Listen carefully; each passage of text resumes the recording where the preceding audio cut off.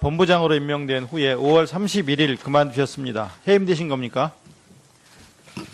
네, 형식적으로는 사임이었지만 실질적으로는 사직 명령이었으니까 해임입니다. 해임 통보는 누가 했습니까? 당시 김종덕 문화부 장관께서 하셨습니다. 해임 사유는 뭡니까? 해임 사유는 표면적으로는 게임물관리위원회 업무 폭증 때문에 되돌아가라라는 거였지만 정말 그것입니까? 라고 했더니 대통령께서 아침에 전화하셔서 내려보내라 라고 말씀하셨다고 전하셨습니다. 대통령께서 그렇게 지시하셨다는 말이에요? 예, 그렇게 말씀하셨습니다. 증인이 추측하는 해임 사유는 뭡니까? 당시에는 제가 그 직원들 사이에서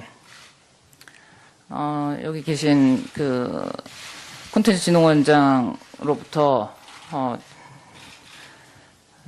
점령군처럼 신임 단장이 점령군처럼 굴어서 일을 못하겠다라는 말이 돈다.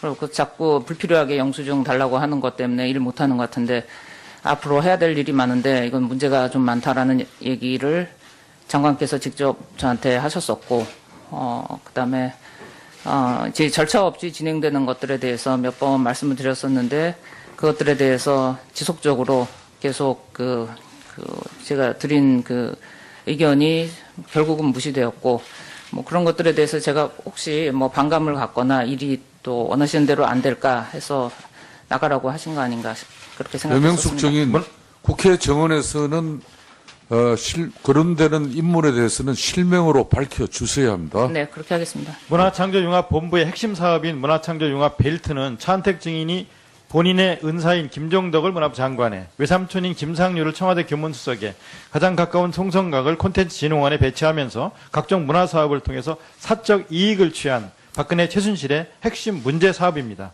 재직하는 동안 발견한 가장 큰 문제는 뭡니까?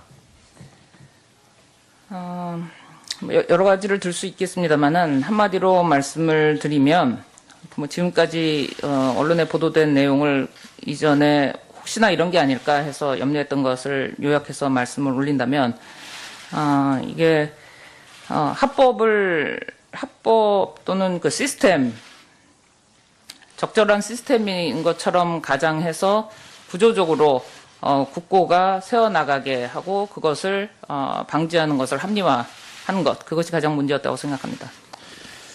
2016년 문화창조융합 벨트 사업 예산이 904억입니다.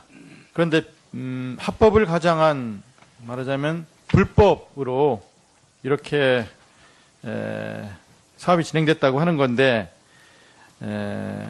참 큰 문제라고 생각합니다. 이 부분에 대해서 예산 904억인 건 아셨습니까? 904억이 아닙니다. 제가 첫날 그 업무 보고 때 또 그다음에 장관님으로부터 업무 지시를 받을 때 갖고 있었던 페이퍼에는 총 1,300억입니다. 그리고 904억은 기금을 뺀 것으로 아는데 단장 포지션에서는 그 모든 거를 1,300억 전체를 총괄하는 것이었습니다. 이진식 부단장은 업무보고 시에 차은택 감독이 명예단장으로 계속 일하는 것으로는 내부적으로 다 알고 있는데요 라고 했다는 이야기가 비망록 같은 데 나오는데 문화창조융합 벨트가 차은택 증인이 틀을 짜놓은 사업으로 보십니까? 저는 수시로 그렇게 들었습니다. 그래서 그걸 바꾸지 말라라는 명령을 장관님과 수석님으로부터도 들었었고 그리고 직원들 역시 이거를 손댈 이유가 없는데 왜 자꾸 같은 질문 또 같은 문제에 대해서 같은 상황에 대해서 지속적인 그 문제 제기나 또 절차에 대해서 왜 자꾸 물어보느냐라는 반문을 받았습니다. 그러면은 차은택 증인이 본부장에서 물러난 뒤에도 명예단장으로서 모든 사업에 관여를 하고 그리고 이렇게 사업에 관여하는 것은 어떤 특혜 때문이라고 보십니까?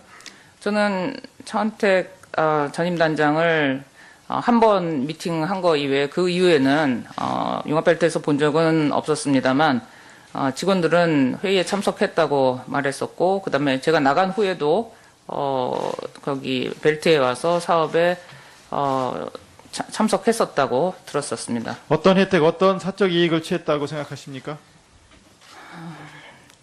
제 입장에서 그 구체적인 거를 다 들여다볼 만큼 그렇게 충분한 시간을 갖고 있지는 못했었습니다. 그러나 이것은 뭐 정점이 어딘지는 모르겠습니다만 내부적으로 저에게 주어진 짧은 영수증이나 그다음에 각종 사업계획서나 그다음에 부실한 행정 절차를 검토해 본 결과 차 감독 그다음에 전임 김 장관님 그다음에 융합벨트 간부들 그다음에 송성각 원장님 청와대 수석실 수석님들 뭐 한 팀으로 움직였다고 생각을 하고요. 그들이 그 이유에 대해서 알고 있을 거라고 생각합니다. 이 증빙 서류 없이 일 처리하고 제대로 된 기획서 없이 일 처리하고 하는 게 가능합니까? 저는 상상할 수가 없는 일이었습니다. 더군다나 그 결제 라인에 대해서 없는 이유, 결제 라인 누구냐라고 물었을 때 내가 소속이 어디냐고 물었을 때 미래부라고 했습니다. 그럼 미래부에 보고하러 갑시다 했더니 우리는 문화부 직원이고 문화부에서 모든 지원을 받는 것이기 때문에 거기 갈 필요가 없다라는 얘기를 들었고 그러면 안에서 우리 내부에 있는 그러면 영수증 달라 했더니 그것은 쿤진원 업무이기 때문에 저한테 그걸 볼 권한이 없다라고 얘기를 했었고 그러면 그 문화부에 관련해서는 그러면 문화부에서 그럼 기획 책임을 져야 되는 거 아니겠냐 그 결제 책임이 없다면 그랬더니 우리는 조직 도표상 미래부입니다라는 이런 해괴한 동호 반복을 했었습니다.